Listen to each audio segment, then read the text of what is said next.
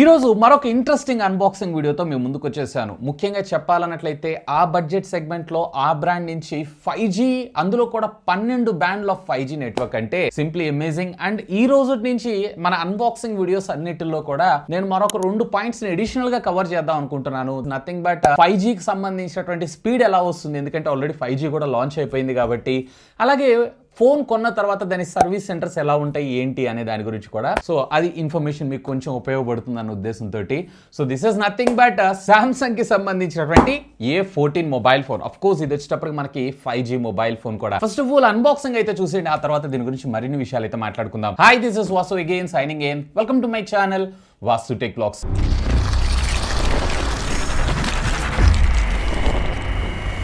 So box as usual మనకి ఇందులో charger అయితే ప్రొవైడ్ చేయరు.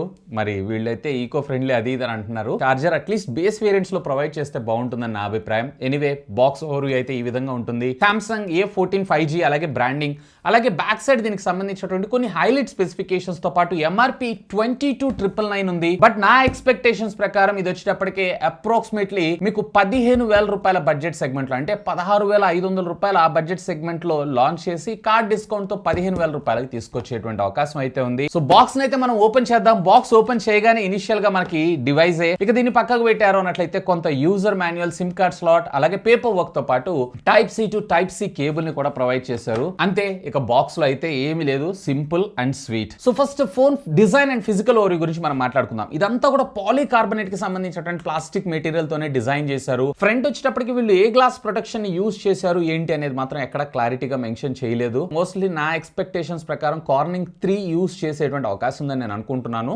కన్ఫర్మ్ అయితే లేదు. బ్యాక్ సైడ్ డిజైన్ మీరు చూసారంటే టెక్స్చర్ ఫినిష్ తో పాటు సిలిండ్రికల్ మొత్తం కూడా యూనిబాడీ డిజైన్ ని మన ముందు తీసుకొచ్చారు. ఇంకా చెప్పాలంటే రేపు ఫిబ్రవరిలో మన ముందుకు లాంచ్ అవబోయేటువంటి S23 సిరీస్ ఎలా అయితే ఉంటుందో ఆ డిజైన్ పరంగా బాగుంది. బిల్డ్ క్వాలిటీ యావరేజ్ అంటాను, అంతే. ఇక రైట్ సైడ్ మీకు volume up and down rocker buttons తో పాటు side mounted finger print scanner, bottom Type-C 3.5 audio Jack ఇచ్చారు, ప్రైమరీ మైక్రోఫోన్ తో పాటు స్పీకర్ గ్రిల్, లెఫ్ట్ సైడ్ మీకు SIM card slot, and of course ఇందులో మనకి డ్యూయల్ సిమ్ తో పాటు డెడికేటెడ్ మెమరీ కార్డ్ స్లాట్ ని కూడా ఇచ్చారు. అప్ టు 1 TB దాకా మీరు మెమరీని అయితే ఎక్స్పాన్షన్ చేసుకోవచ్చు.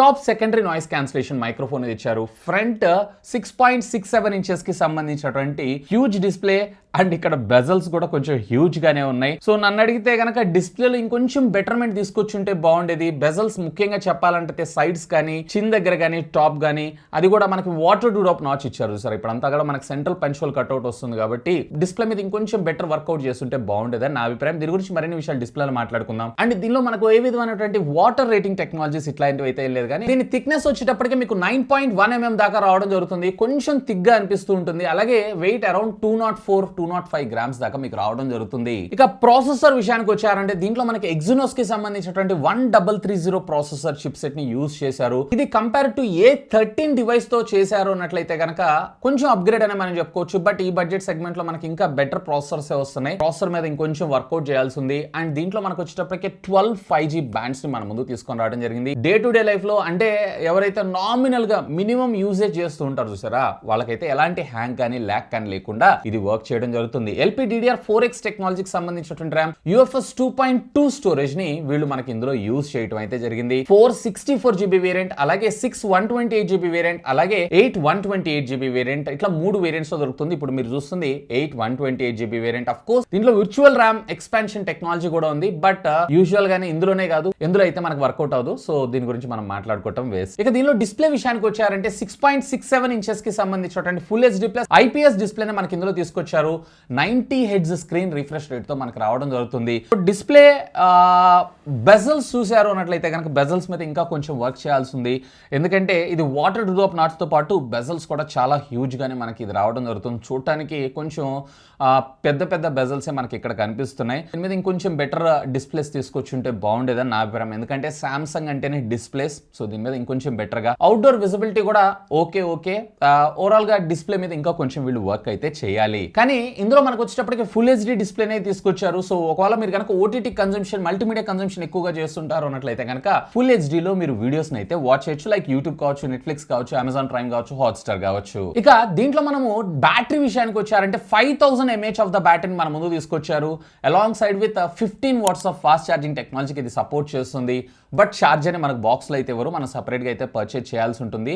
మేబీ దీనికి బండిల్ ఆఫర్ తెస్తారా తేరా అనేది లాంచ్లో వీళ్ళైతే అనౌన్స్ చేస్తారు. బండిల్ ఆఫర్ తెచ్చారంటే 499 ఏమో మీకు ఛార్జర్ రావటం అయితే జరుగుతుంది. తెస్తే తేకపోతే అడిషనల్గా మనం అయితే పర్చేజ్ చేయాల్సి ఉంటుంది. ఇక ఇది 100% ఛార్జ్ అవ్వడానికి అప్రాక్సిమేట్లీ మీకు 1 hour 15 minutes 1 hour 20 minutes time అయితే తీసుకుంటుంది. ఎందుకంటే 15 వాట్స్ కాబట్టి దీని సో హోల్ డే ఒకవేళ మీరు కనుక బ్యాటరీ బ్యాకప్ గురించి ఎక్స్పెక్ట్ చేస్తున్నారు అన్నట్లయితే ఎలాంటి సందర్భాల్లో అయినా 1 డే బ్యాటరీ బ్యాకప్ అయితే రావడం జరుగుతుంది. ఇక దీనిలో మనము కెమెరా డిపార్ట్మెంట్ విషయానికి వచ్చారంటే rare triple camera lens setup. So దీంట్లో మనకి 50 మెగాపిక్సెల్ సెన్సార్ ని మన ముందు తీసుకొచ్చారు. ఏ సెన్సార్ తెచ్చారు అనేది ఎక్కడ క్లారిటీ అయితే లేదు. పర్వాలేదు, క్వైట్ డీసెంట్ పిక్చర్స్ అయితే ఇది క్యాప్చర్ చేస్తుంది. మిగతావి 2 కూడా 2 మెగాపిక్సెల్ కి సంబంధించినటువంటి సెన్సార్స్. ఆఫ్ కోర్స్ వాటి గురించి మనం ఎంత తక్కువగా మాట్లాడుకుంటే అంత మంచిది. ఇక ఫ్రంట్ వచ్చేటప్పటికి వీళ్ళు 13 మెగాపిక్సెల్ సెల్ఫీ కెమెరాని తీసుకొచ్చారు. పర్వాలేదు, డీసెంట్ ఫోటోగ్రాఫ్స్ అనే చెప్పొచ్చు. అండ్ రేర్ అలాగే ఫ్రంట్ రెండింటిలో కూడా మీరు 1080 60 FPS ద్వారా మీరు వీడియోస్ అయితే రికార్డ్ చేసుకోవచ్చు. ఇక సాఫ్ట్వేర్ విషయానికి వచ్చారు అన్నట్లయితే మంచి విషయం ఏంటంటే ఇది Android 13 out of the box మనకు రావడం జరుగుతుంది. 1 UI 5.0 తోటి. అండ్ వీళ్ళు వచ్చేటప్పటికే మరొక మేజర్ 1 లేదా 2 అప్డేట్స్ ప్రొవైడ్ చేసేటువంటి అవకాశం ఉంది. And security patches approximately 3 years దాకా వచ్చేటువంటి అవకాశం ఉంది. Of course Samsung security patches గురించి నేను మీకు స్పెషల్ గా చెప్పాల్సిన అవసరం లేదు. ఇక్కడ మీరు చూడొచ్చు బ్లాట్వేర్ కూడా బానే ఉంది. సో ఒకవేళ మీకు రిక్వైర్మెంట్ లేదు అన్నట్లయితే బ్లాట్వేర్ ని కూడా అన్ఇన్స్టాల్ చేసుకోవచ్చు. ఇక ఇవి కాకుండా అడిషనల్ ఫీచర్స్ విషయానికి వచ్చారంటే దీనిలో డ్యూయల్ బ్యాండ్ వైఫై ఉంది. బ్లూటూత్ 5.2 టెక్నాలజీతో ఇది సపోర్ట్ చేయడం జరుగుతుంది. అండ్ అఫ్ కోర్స్ దీంట్లో మనకి డాల్బీ అట్మాస్ ఆడియో సపోర్ట్ ని కూడా తీసుకొచ్చారు. డ్యూయల్ స్టీరియో స్పీకర్స్ అయితే కాదు, సింగిల్ స్పీకర్ ఇది. లాంగ్ సైడ్ విత్ మనకి స్టాండర్డ్ 3.5mm ఆడియో జాక్ ని కూడా ప్రొవైడ్ చేశారు. ఈవెన్ ఇది మనకి డ్యూయల్ 5G సపోర్ట్ తో పాటు carrier aggregation Vivo wifi calling services ని కూడా మన ముందు తీసుకొని రావడం జరిగింది. And by the by 5G internet speeds అయితే మీరు ఇక్కడ చూడొచ్చు. ఆల్మోస్ట్ డౌన్లోడ్ స్పీడ్ వచ్చేటప్పటికే సుమారుగా 400 Mbps దాకా టచ్ అవుతుంది. అండ్ అప్లోడ్ స్పీడ్ వచ్చేటప్పటికే 12 Mbps స్పీడ్ దాకా టచ్ అవ్వడం జరుగుతుంది.